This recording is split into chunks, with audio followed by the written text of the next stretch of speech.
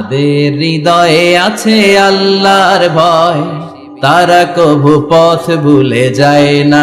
সময় একটা জীব, লোভ, মরিচিকা, মায়াজাল, এই মায়াজালে আমরা আটকে আছি। ফলে মৃত্যুর কথা আমরা ভুলে গিয়েছি। পাগলের মতো ছুটছি, আরো টাকা লাগবে, আরো খ্যাতি লাগবে, আরো যশ লাগবে, আরো দাপট লাগবে। আমার এত টাকা দিয়ে কি হবে? এত সম্পদ দিয়ে কি হবে? এত ব্যস্ততা দিয়ে কি হবে তোমার? স্টপ, থামুন, অনেক হয়েছে। আম্মা থামুন, take a rest, take a breath and think about death. Think that you have to go back to your Lord. একটু বসেন না, একটু ভাবেন যে আমাকে চলে যেতে হবে, চলে যেতে হবে। এই কোলাহল, এই ব্যস্ততা, এগুলো থাকবে, থাকবো না আমি। সাইয়েদনা ওমর ফারুক বলেছেন, মুতু ক্বাবলা আন তামুতু, মরার আগে একবার মরো। হাসিবু ক্বাবলা আন তুহাসাবু আলাইকুম, তোমার হিসাব নেওয়ার আগে তুমি একবার নিজের হিসাবটা করো না। কাগজ বের করে একটু লিখো না কি কি ভালো কাজ করছিলা, যেগুলো দিয়ে নাজাতের ওসিলা হতে পারে। 1 2 3, আর কি কি আকাম কুকাম করছো দেখো না, লিখে দেখো তোমার অবস্থাটা কি। মরার আগে একবার মরো। মরার আগে খাটের মধ্যে শুয়ে শটান করে চোখ বন্ধ করে একবার মরার ভান করে দেখেন কেমন লাগে। চোখটা বন্ধ করেন আর ভাবেন আপনি নাই, কি কি হতে পারে ভাবেন। আপনার ছেলে মেয়েরা কান্না জুড়ে দিবে, আপনার প্রাণের স্ত্রী বিলাপ শুরু করে দিবে, বন্ধু বান্ধবের চিৎকার আর মাতম, স্থানীয় এলাকার মসজিদে ঘোষণা, অমুক এলাকার নিবাসী অমুক ভাই অমুকের ছেলে অমুক দুনিয়ায় নাই। সব আত্মীয়রা চলে আসবে, ফেসবুকে স্ট্যাটাস দেয়া হবে, সবাই সবাইকে জানাবে বিকাল 4টায় অমুক হাই স্কুল ময়দানে আপনার জানাজা। ছুটে আসবে, সবাই ছুটে আসবে আপনাকে শেষ বিদায় দিতে, গুড বাই জানানোর জন্য, আল ওয়াদা, বিদায় জানাতে আসবে সবাই। 4 তাকবীর দিয়ে আপনার জানাজা হবে, অশ্রুসিক্ত জানাজায় আপনার বিদায় হবে। কাঠের খাটিয়ার মধ্যে করে কাঁধে তুলে আপনার কবরে নেওয়া হবে। আগে থেকে খুঁড়ে রাখা কবরটার মধ্যে আপনারে বিছিয়ে দেয়া হবে। বাঁশের কচি দিয়ে তার উপরে মাটির চাপা দিয়ে সব চলে যাবে। ভাবেন না একবার চোখ বন্ধ করে, this is the circle of life, this is the nature of life. এটা সবার হবে, আমার হবে, আপনার হবে। এত মায়া, এত ভালোবাসা কই যাবে? কেউ থাকবে না, সবাই আপনার অন্ধকার কবরে রেখে দিয়ে চলে আসবে। উপরে বাঁশের কঞ্চি, তার উপরে মাটির চাপা, অন্ধকার আর অন্ধকার। এই অন্ধকার যেন শেষ হতে চায় না, শুধুই অন্ধকার, ঠিক কিনা? এজন্য আমাদের চলে যেতে হবে। দাদা গেল, চাচা গেল, মামা গেল, আমাদেরকেও যেতে হবে, জোরে কোন ঠিক কিনা? একদিন মাটির ভেতরে হবে ঘরে মন আমার, কেন বন্ধ দালান ঘর, প্রাণ পাখি উড়ে যাবে পিঞ্জর ছেড়ে।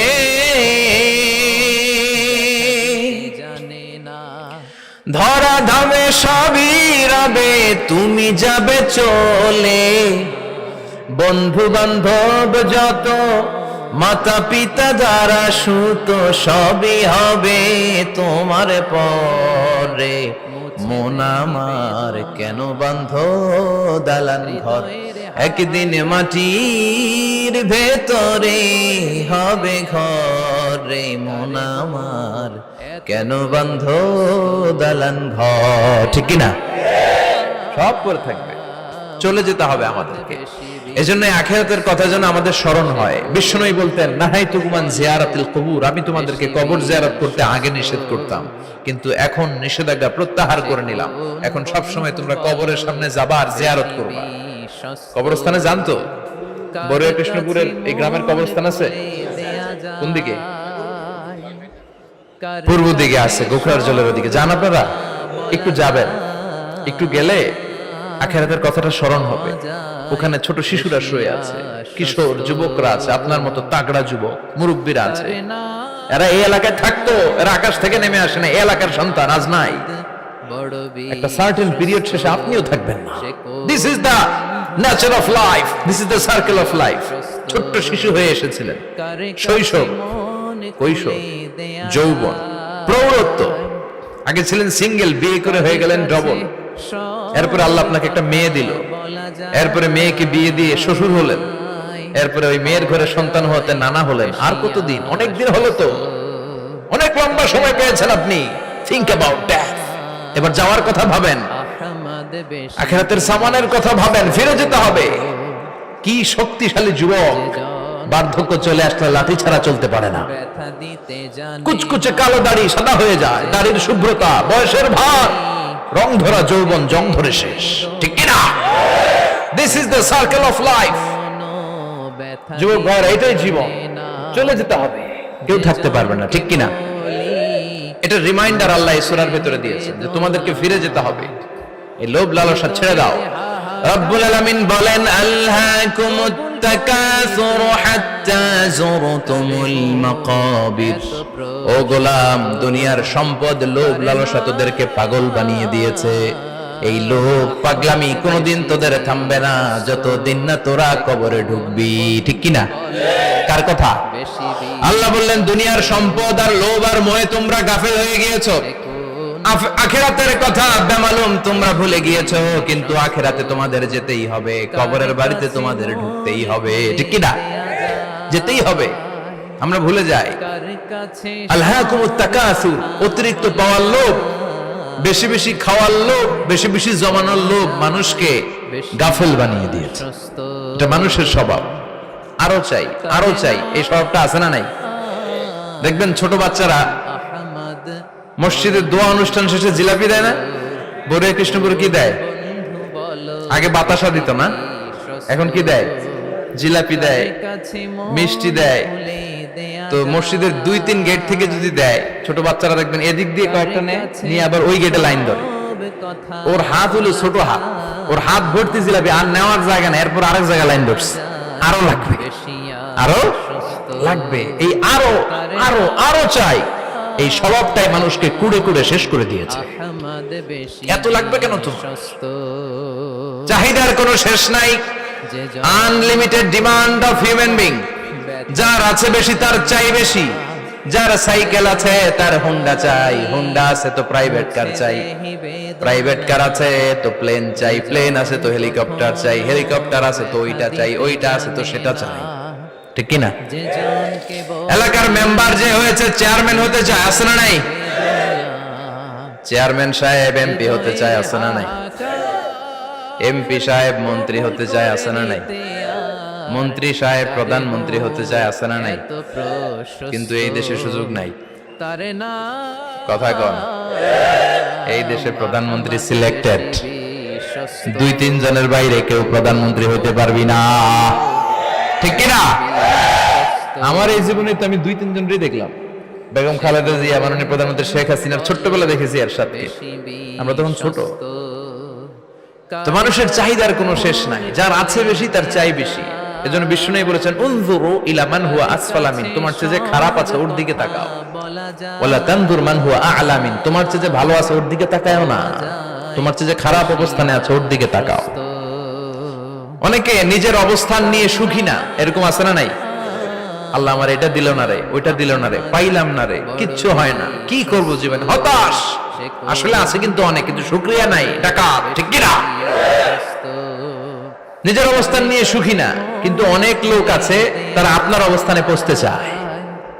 তাদের দিকে তাকিয়ে দেখেন, আপনি যে অবস্থানে আছেন এই অবস্থানে পৌঁছাটা অনেকের কাছে স্বপ্ন। তারা প্রতিনিয়ত সংগ্রাম আর স্ট্রাগল করে যাচ্ছে আপনার অবস্থানে পৌঁছতে, আর আপনি এটা নিয়ে সন্তুষ্ট না। শেখ সাদির নাম শুনেছেন?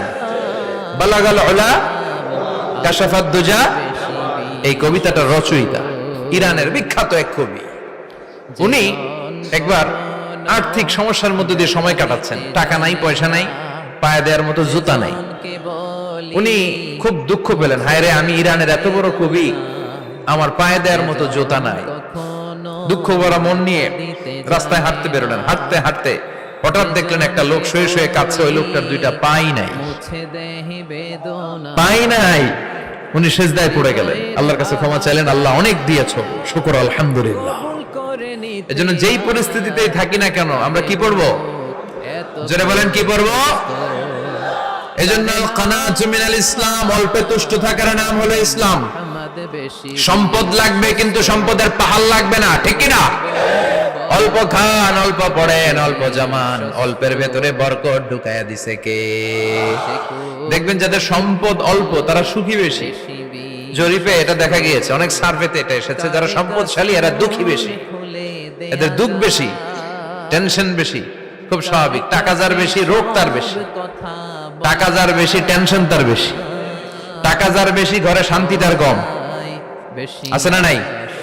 ঘরের ভিতরে অশান্তি, ছেলে কথা শোনে না, ছেলে টানে গাঞ্জা, মেয়ে করে পরকিয়া। আছে না নাই? স্ত্রী কথা শুনে না, ভালোবাসা নাই, ঘরটা জাহান্নামের টুকরা। রোগ বালাই, এক একটা হসপিটাল বিল পরিশোধ করতে মাসে 5 লাখ 10 লাখ। আছে না নাই? কিছু খেতে পারে না, ডাক্তার একেবারে ডায়েট মেনু বেঁধে দিয়েছে। ডায়েট, ভেরি ডায়েট মেনু, এটা এটা এটা এটা কিছুই খাবেন না, শুধু গরু খাবেন না, খাসি খাবেন না, চিংড়ি খাবেন না, খালি ঘাস খাবেন। ইচ্ছে মতো ঘাস খাবেন, মানে ঘাস জাতীয় যত আইটেম আছে সব খাবেন, শাক খাবেন, সবজি খাবেন, সালাদ খাবেন। গরু, চিংড়ি, মুরগি, গোশত, ইলিশ কিছু খেতে পারে না। তাহলে রোগ বেশি, খাওয়ার মজা নাই, ঘরে সাংসারিক শান্তি নাই, খালি ব্যারাম আর ব্যারাম, ঠিক কিনা? কিন্তু সম্পদের পাহাড় ঘটেছে। আর অল্প যারা খায়, অল্প পড়ে, রিক্সাওয়ালা, কুলিওয়ালা, অল্প বেতনের চাকরি, কিন্তু হক হালালি মেনে চলে, দেখবেন শান্তি আছে অনেক। হ্যাঁ, বাসা ভাড়া দেয়, ফ্যামিলি চালায়, বাচ্চাদের স্কুল বিল, এরপরও মাস শেষে 1-2 হাজার টাকা হাতে থেকে যায়। আর ওর প্রতি মাসে 10 কোটি টাকা ইনকাম, তারপরও ব্যাংকের ঋণ আছে না নাই? সুখ কারে বলে? কিভাবে আপনি সুখকে ডিফাইন করবেন? সুখ তো টাকায় কিনা যায় না, শান্তি টাকা দিয়ে হয় না, শান্তি দেওয়ার মালিক কে? শান্তি আছে অল্প খেয়ে শুকর করার মধ্যে, শান্তি আছে আলহামদুলিল্লাহর মধ্যে। চিল্লায় বলেন ঠিক কিনা? এজন্য অল্প খাবো, অল্প পড়বো, অল্প জামাবো, অল্পের ভেতরে বরকত দিয়েছে কে? সে কোন বন্ধু বলো বেশি বিশ্বস্ত, কার কাছে মন খুলে দেয়া যায়, কার কাছে সব কথা বলা যায়, হওয়া যায় বেশি আশ্বস্ত। তার নাম আহমদ, বড় বিশ্বস্ত। সে কোন বন্ধু বলো বেশি বিশ্বস্ত?